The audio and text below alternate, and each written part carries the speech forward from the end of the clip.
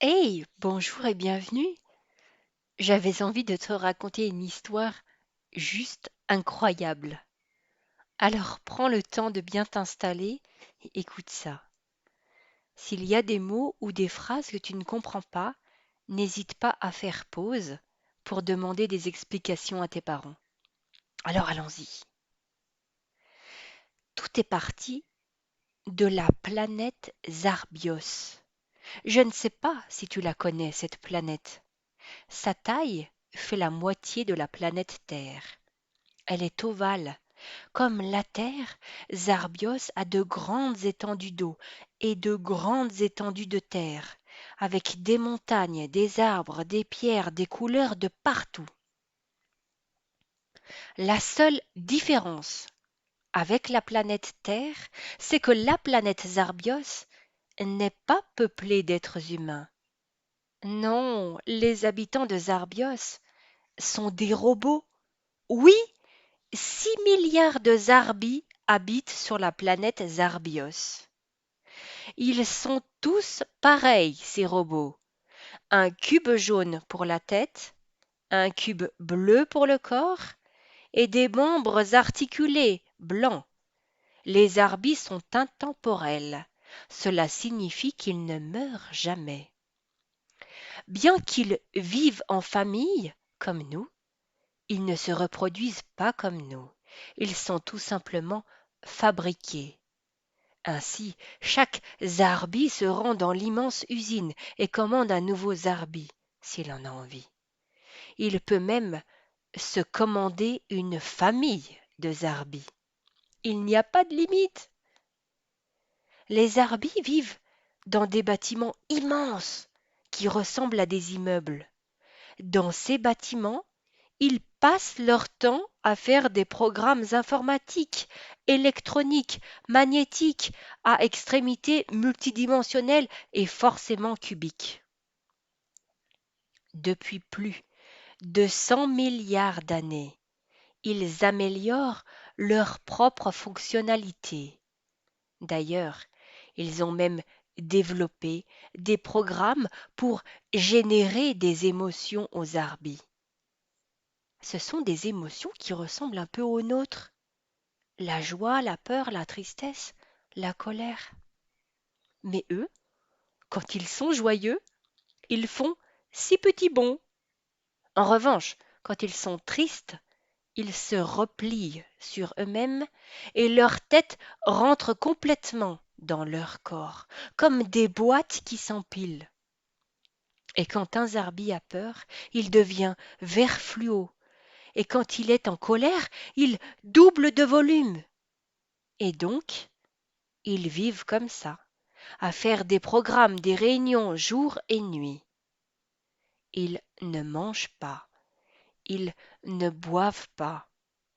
Ils ont juste besoin d'énergie pour fonctionner. D'ailleurs, ils marchent en Wi-Fi. Ils fonctionnent en Wi-Fi avec des panneaux solaires qui recouvrent les champs, toutes les prairies entières. Ces panneaux solaires leur envoient le chargement de leur batterie personnelle. C'est tellement pratique pour eux de pouvoir se recharger sans fil, sans prise. Oui, mais voilà, même les plus grands ingénieurs Zarbi n'avaient pas songé aux limites de ce système. Toutes les années, de plus en plus de Zarbi étaient fabriqués jusqu'à atteindre en 2020 10 milliards d'habitants. Et un problème majeur les guettait.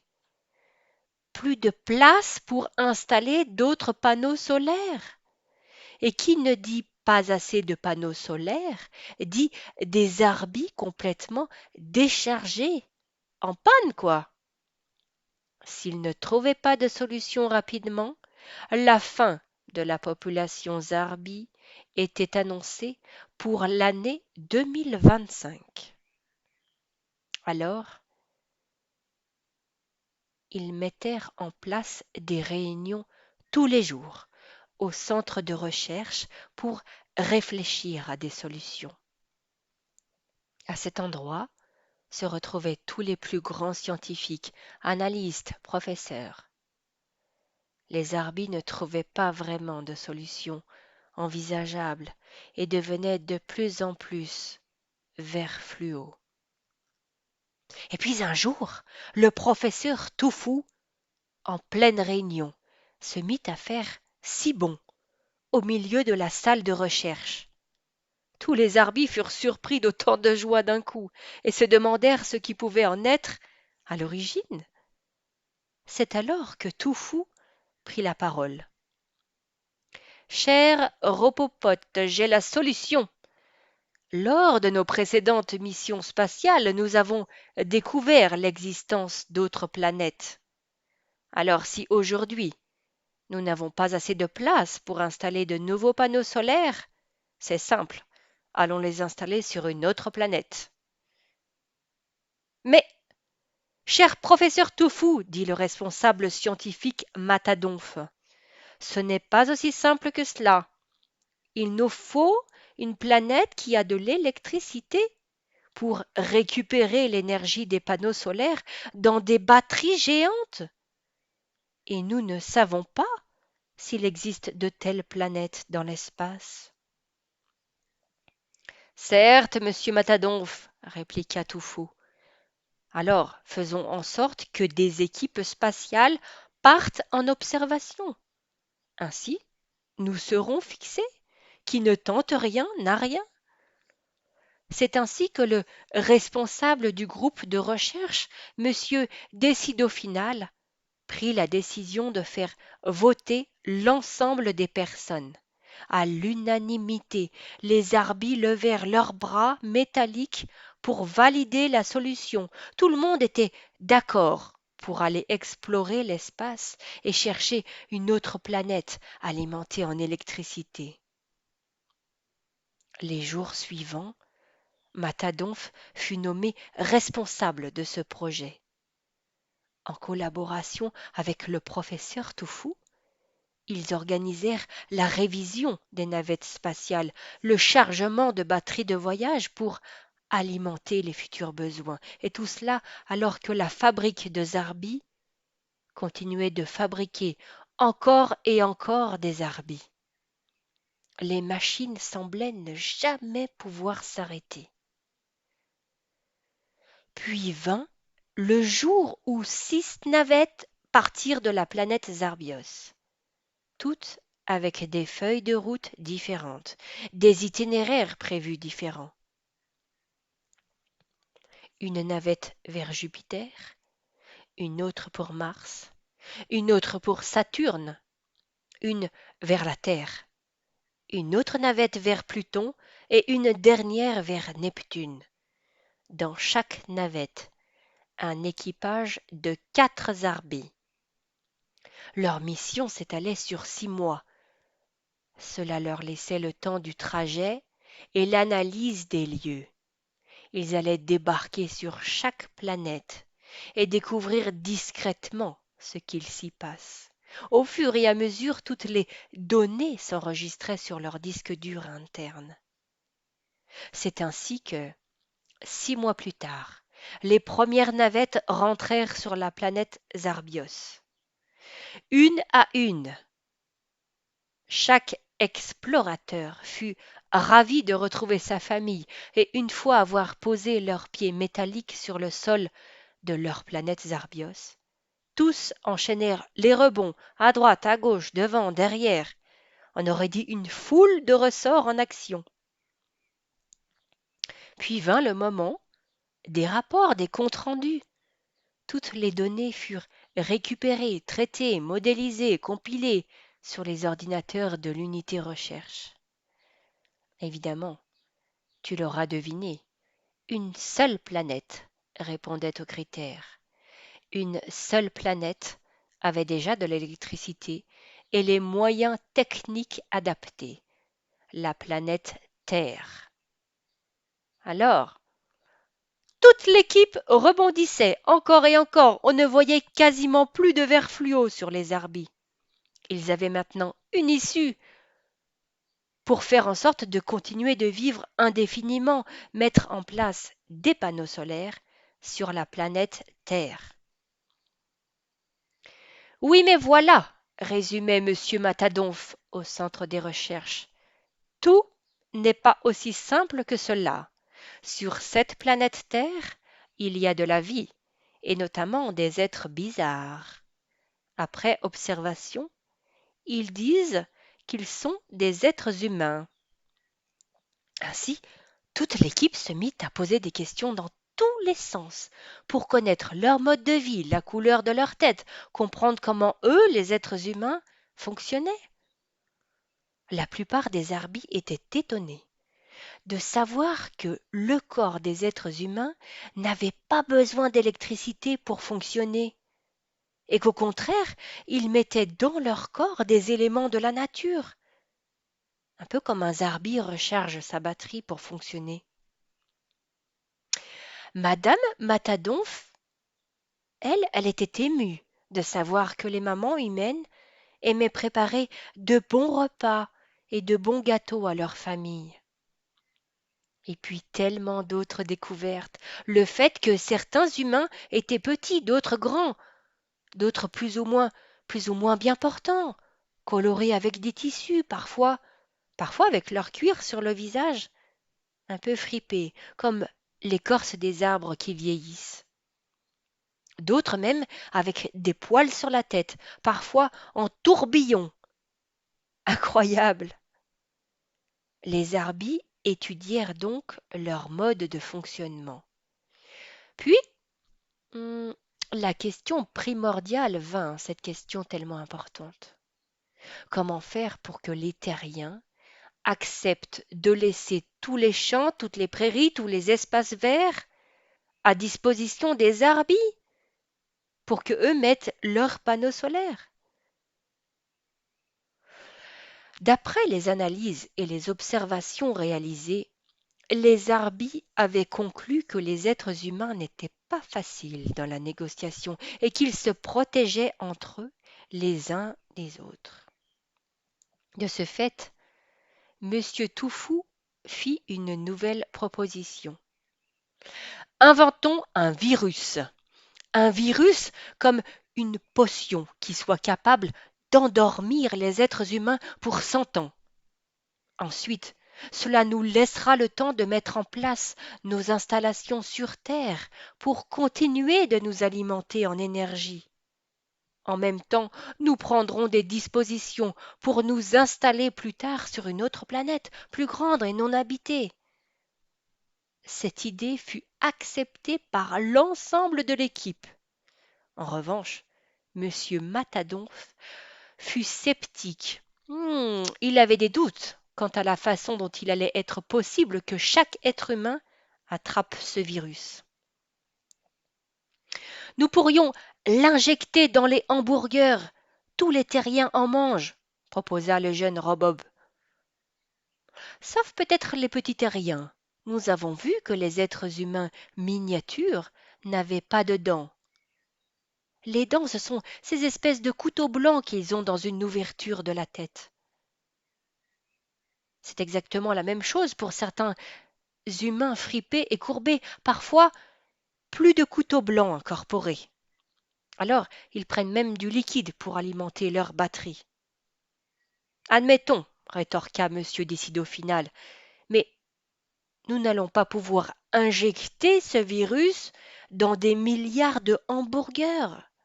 Comment faire pour que ce virus se transmette d'être humain en être humain, y compris des miniatures et y compris les êtres humains fripés?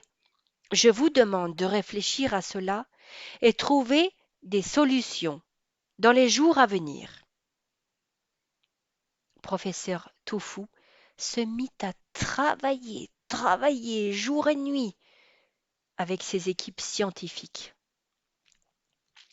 26 jours plus tard, le virus était prêt.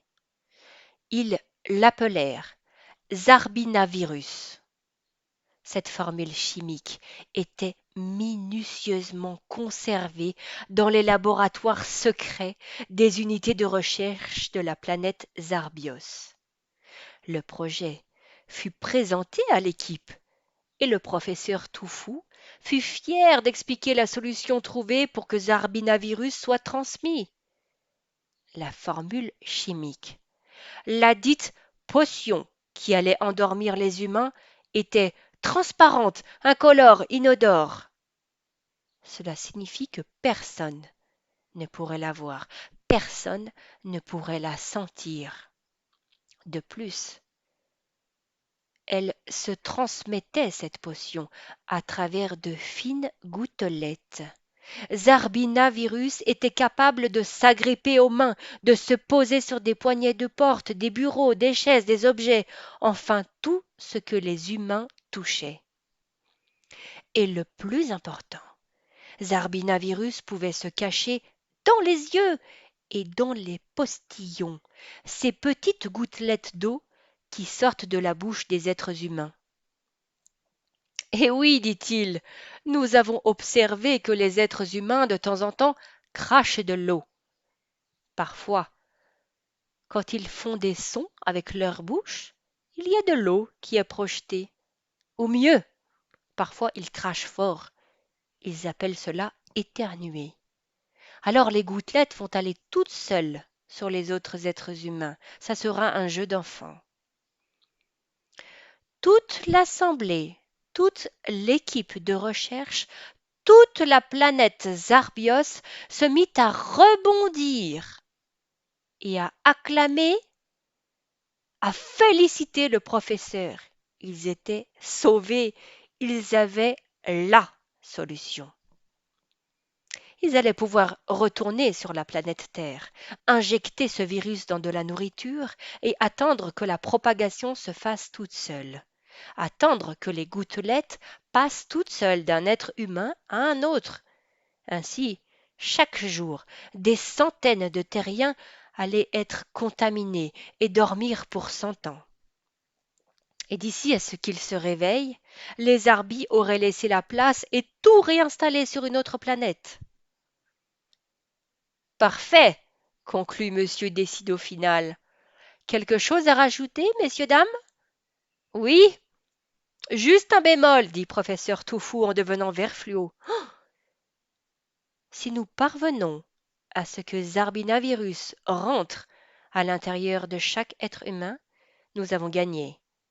En revanche, si Zarbinavirus reste sur l'être humain, c'est-à-dire en surface, eh bien sachez que Zarbinavirus peut être éliminé par un antidote qui existe sur la planète Terre, le savon. Oui, j'ai bien dit le savon. Cependant, je pense qu'en attendant à ce que les êtres humains découvrent cela et qu'ils le comprennent, nous aurons déjà contaminé toutes les populations. Bien, je vous fais confiance. Quand est-ce que la mission de contamination de la Terre peut démarrer? Nous sommes prêts. Une navette peut partir mercredi prochain et de façon régulière. Nous ferons des points en cachant nos équipes pour suivre l'évolution. Nous avons nommé ce prochain voyage sur Terre Pandémie d'Odovid-19. C'est noté. Nous nous reverrons donc tous pour le prochain quotidien à 13 heures à partir de jeudi prochain. Soyez prudents. Je te laisse imaginer, toi qui écoutes cette histoire, je te laisse imaginer la pression qu'avait l'équipage de la navette Pandémie d'Odovid-19.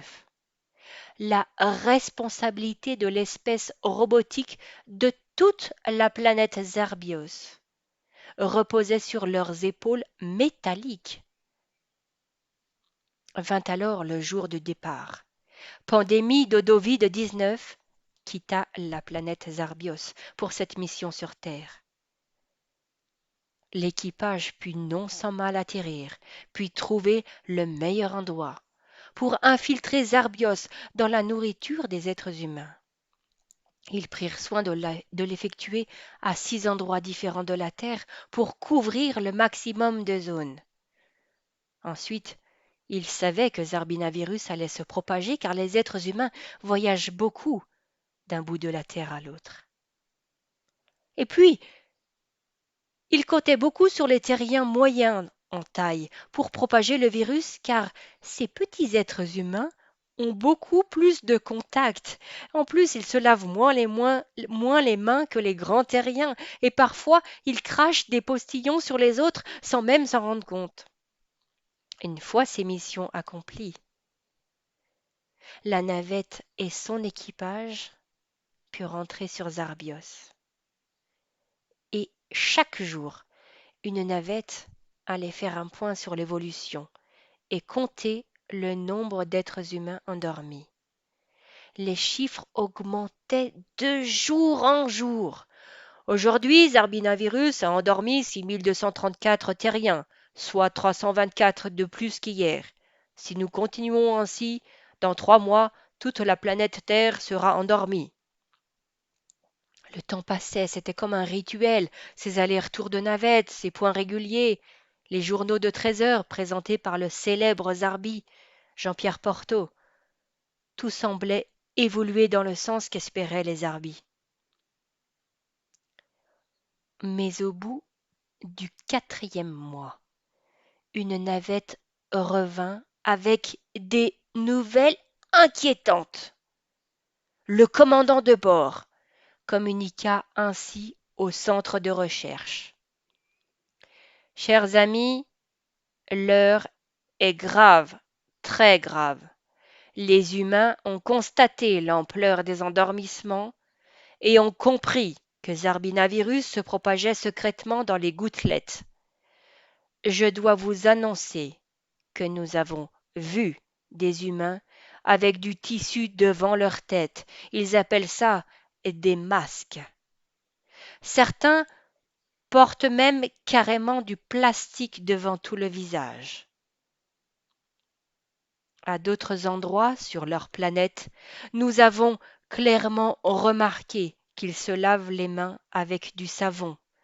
À tout va, de plus en plus souvent, même les petits humains le font de plus en plus.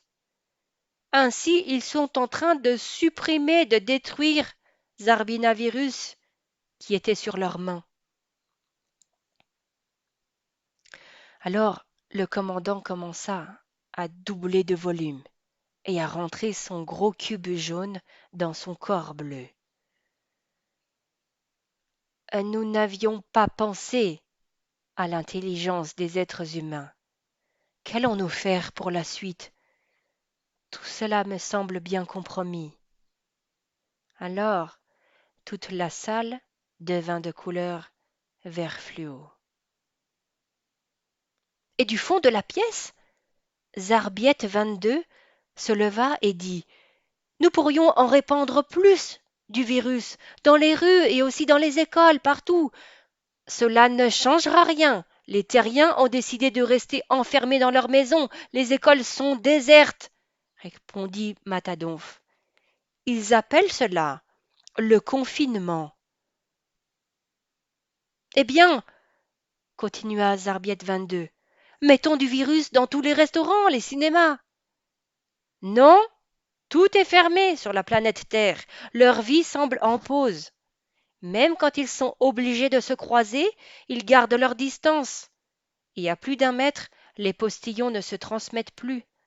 Non, vraiment, ils sont trop forts, ces humains. En peu de temps, ils ont mis en place des modes de protection contre Zarbinavirus. Tout cela change complètement nos plans. Je ne sais vraiment pas ce que nous allons pouvoir faire maintenant, dit le professeur. Et toi, qui écoutes cette histoire, qu'en penses-tu? Aurais-tu une idée pour la suite de cette histoire? Quand les êtres humains auront terminé de combattre Zarbinavirus, en continuant de se protéger, de se laver les mains, de porter des masques, de rester à distance, quelles autres solutions les Zarbis pourraient mettre en place? Je te laisse me faire suivre la suite de cette histoire si tu as envie, toi, de l'écrire. Ensuite, je la publierai avec plaisir sur le groupe Facebook Hypnotactique Kids, à moins que tu ne préfères illustrer cette histoire et faire un dessin tout simplement. Dans ce cas, envoie-moi un dessin d'un moment de l'histoire que tu as choisi, et j'aurai plaisir à le joindre dans l'histoire écrite pour le publier dans le groupe. Le tout sera rendu évidemment disponible pour toi. Le but est de faire un petit livret imprimable avec les dessins de tous. Pour le trouver, il suffira d'aller sur le groupe Facebook Hypnotactique Kids. Si tu as besoin, demande de l'aide à tes parents pour y accéder. En attendant, je te dis à bientôt et prends soin de toi et tes proches. Au revoir. C'était Laurence d'Hypnotactique avec la pratique de l'hypnose en thérapie sur Remilly dans le département 74.